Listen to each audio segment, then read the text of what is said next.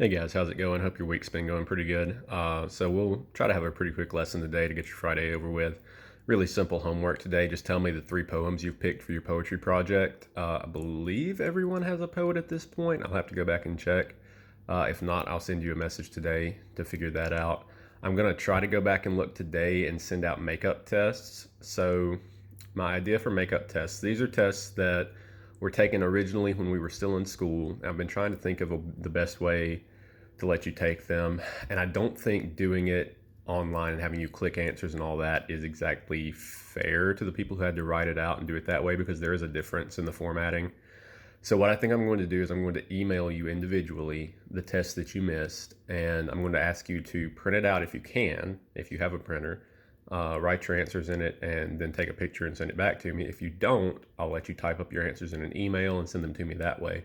Um, but we'll communicate that individually and figure it out on an individual basis. But just know that if you're missing a test, you can probably expect an email from me sometime in the next couple of hours with a test attached to it and some instructions. So be on the lookout for that. We're going to do chapter 13 of Shurley, lesson 2 today. So what that is it's talking about degrees of comparison. It's comparative adjectives and adverbs. So I'm talking about comparison. You can look at that top line there, good, better, best, and get a pretty good idea of what it is that we're dealing with here. So it's when you're comparing multiple things. The simple form is like, oh, this pizza is good. Comparative is when you've got two things that you're comparing. That pizza is better than this one. Superlative is when you've got three or more and you're trying to figure out something with that. So like, this pizza is the best of the three or the 7 billion, whatever. Doesn't matter. Three or more, superlative. So comparative, compare two things. That's pretty simple. Again, simple is just one, obviously. And then superlative, think of that super, like this is the absolute most, best, highest, or absolute least, worst, whatever, of its type. It's as far in one direction as you can possibly go. It's superlative. This is based on reference 184 in your Shurley book, which says degrees of comparison of adjectives. My version is a little bit shorter and more focused on what I want you to learn, but if you want to take a look at that, that's fine. You could use that for exercises that we might do next week, because we will do some with this. I think this stuff is pretty easy. Most of you won't have any trouble with it. As long as you know how to use them in sentences and how to do a little chart. Like if I give you a chart that says simple, comparative, superlative, and I give you one of the words and ask you to fill out the rest of it, you should be able to do that, which I think you can. We may have done a little bit of this earlier in the year, but if we have, consider this review. So at the top, I've got the irregular ones that don't follow the rules the others follow. So good, better, best, bad, worse, worst, much more, most, little, less, least. These change form. They don't have a set pattern to how they change. And now when I'm talking about little here, I'm not talking about size, I'm talking about amount. So I'm not saying that dog is little. I'm saying I have little money, she has less money, but he has the least money. That's what I'm talking about here. So any of those four on the left, good, bad, much, little, you could put many in place of much. These are going to be these are going to be changed in a way that changes the entire form and spelling of the word most of the time. They're ones that you just kind of have to memorize and keep up with. Fortunately, they're pretty simple, especially good and bad. You might have to think about little, less, least a little bit, or much, more, most. But keep those in your head. I'm not going to say that they're the only irregular ones, but I think they are. If you come up with any more, let me know and I'll add them. So when we get to regular, there are rules, though, that words follow. So you're going to add ER to the end of one syllable and some two-syllable words to create the comparative form. So if I say, I am tall, but he is taller, okay, that's what I'm talking about there. It's a one-syllable word. We add ER. If I say, my car is shiny, but hers is shinier, it's a two-syllable word that adds ER. Not all two-syllable words add ER, but a lot of them do. I would say most of them do. And you add more or less in front of some two-syllable words and all three-syllable words. So if the two-syllable word is an adverb, like if I say he jumped angrily to, well, that's not a two-syllable word. If I say he jumped quickly to his feet, I've got quickly down at the bottom, but I'll just use it in an example here. He jumped quickly to his feet. Quickly is an adverb, but then I might say, but I jumped more quickly. Okay, it's two syllables, but it's an adverb. We need more. And there are some adjectives that need more or less in front of them as well. So that's something that you just kind of have to get a feel for. There's not a direct rule on the two syllable ones on what needs what. Usually you can go by the sound of it. If you put an ER on the end of it and it sounds stupid, it probably needs more or less. And whether we pick more or less, most, least, those are completely arbitrary. They don't matter. You just have to pick one. It depends on which direction we're going in. If I said, I am more, I jumped more quickly than he did, and she jumped less quickly than he did. Both are comparative, both are fine. If I'm asking you to put them in a chart or anything, and which way you would use them in a sentence is obviously talking about whether you're talking about something being more or less. And all three syllable words are going to have more or less to become comparative. Same thing with superlative. You add est to the end. So you would go, something like tall, taller, tallest. I'm realizing now that I don't have any regulars with ER and EST because I tried to give you examples of the tough stuff. But the ER and EST are pretty simple, I think. Here, I'll give an example really quickly to make it. So tall, taller, tallest.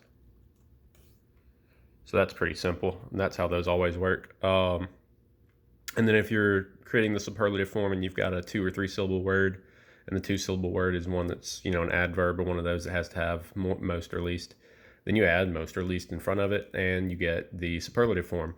So my example down here, giant, I might say I'm giant, but he is more giant. Gianter doesn't sound right. That's a 2 syllable word that needs more, most, less, least.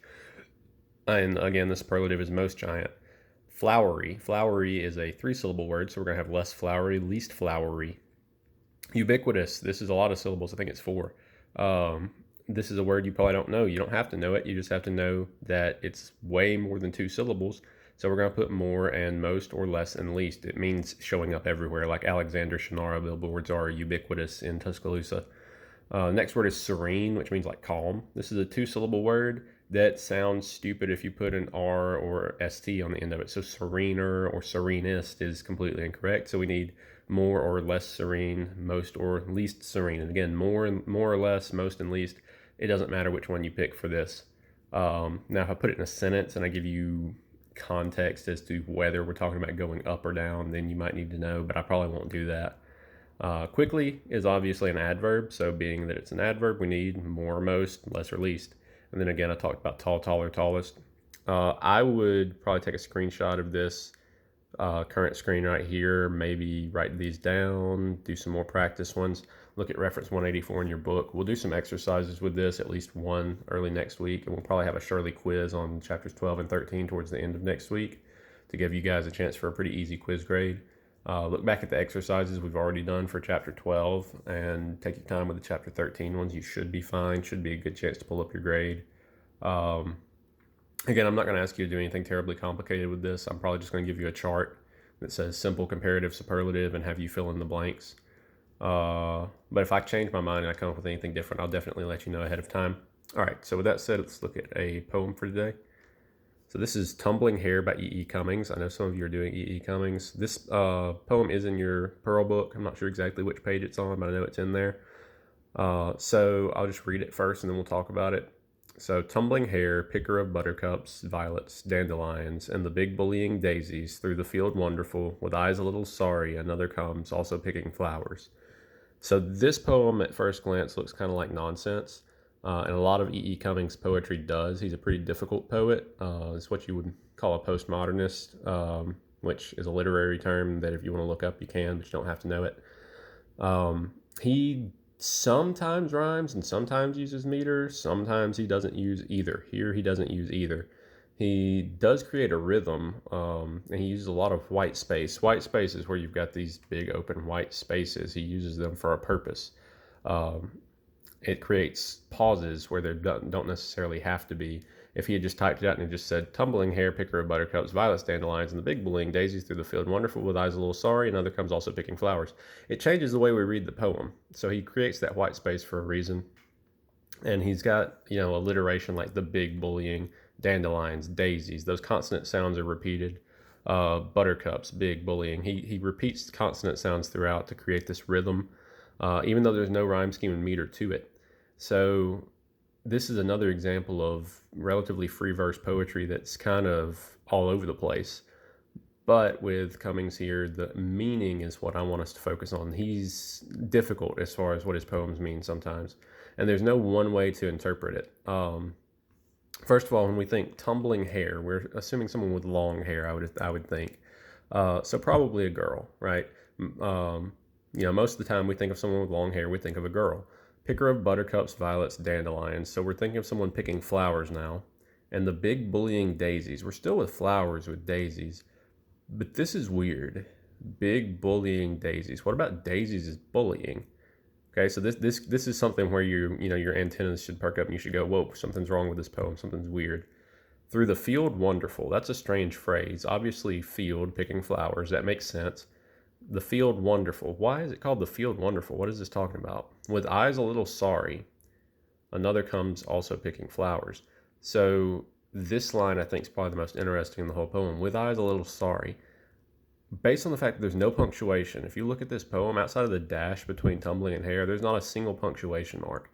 No commas, no periods, no semicolons, no parentheses, although he does use a lot of punctuation in some of his poetry. Usually it makes it more confusing rather than less. But right here, because of no punctuation, with eyes a little sorry, we don't know whether this is talking about our character tumbling hair. Is tumbling hair the one picking all these flowers with eyes a little sorry? Or is another, which is our second character, also capitalized, so we're assuming this is, a person, a character, is another the one with eyes a little sorry? Is this with eyes a little sorry, comma, another comes also picking flowers? So is this a separate sentence on its own? Or is this the end of this sentence? We don't know. And it changes the way you read the poem. I think it's set up this way on purpose where it could be either one. The whole poem kind of pivots around this line, with eyes a little sorry. Are we talking about this one who comes also picking flowers? Or are we talking about tumbling hair who's been picking flowers? We don't know. So is she sad because she's been bullied, been picked on? We don't really know what this poem's about. There are so many possible ways to interpret this, and that's kind of what I'm wanting to drive home. That if you picked a poem like this and you interpreted it one way, if you said, the tumbling haired girl is the one with eyes a little sorry because maybe she's been bullying someone, and this another who comes is the one she's been picking on and she feels bad for them. That's fine. You interpreted it based on the poem. That's totally fine with me. If you just say there's a sad girl in a field picking flowers and somebody else comes and joins her at the end, that's fine too. That's an interpretation of the poem based on the poem. Now, if you said this poem is about an alien invasion or a giant whale flying in with lasers strapped to it, no, that's not got anything to do with the poem. That's a bad interpretation. But as long as you're using the words that are actually on the page, as long as you're using the actual poem, I'm not going to freak out over your interpretation. I'm not going to say, you're wrong, I disagree. I might disagree. I might think you're wrong, but I'm not going to count off for that just because I disagree with you, because poetry is open to interpretation unless it's just a really, really, really obvious, straightforward poem.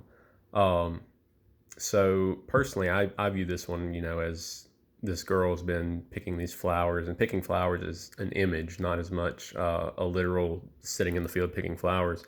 I think this is a girl who's sad and she's, thinking about her day and kind of off to herself. And the field wonderful is just being able to be alone away from these people. And I'm thinking with eyes a little sorry means both that she's sad, she's upset, and that this one feels guilty, another, the one who comes along, also picking flowers. They're also kind of thinking about things stuck in their own head, and I'm thinking this person's come to kind of console her, to make her feel better. You could say this is two people in a relationship, like maybe this is a wife and a husband, or a girlfriend and a boyfriend, and one's hurt the other's feelings and they're coming back to try to make up. There's a lot of different ways you could view this poem. That's just kind of my personal take on it. And if you use this one, that's fine, and you don't have to interpret it the way I did. But take note of the things like, they repeat consonant sounds to create a rhythm. They use a lot of blank spaces. You don't have to necessarily know the term white space. You could just say they space the poem out strangely. That's good for me. That's something you've noticed. Just whatever you see in the poem is what I'm looking for. I'm just looking for observations. They don't have to be super high level. If it's got rhyme, scheme, and meter, yeah, tell me it's got rhyme, scheme, and meter. But I'm not looking for anything crazy. If you have any questions about anything I talked about with the poem today, or anything with Shurley chapter 13, lesson 2, with simple, comparative, and superlative, let me know. Like I said, I'm going to try to get those tests sent out today to people who need to make up tests. If you need to make up a test and I don't send it to you today, make sure you check your email. If I don't send it to you today, send me an email sometime, Monday or over the weekend, and let me know, and I'll get it to you. Because it's, sometimes when I'm looking back through the grade book, I might not notice 1A for absent, and you might slip through the cracks. So just let me know if you do, so that we can get that made up. But I'm going to try to get those done today. All right, see you guys.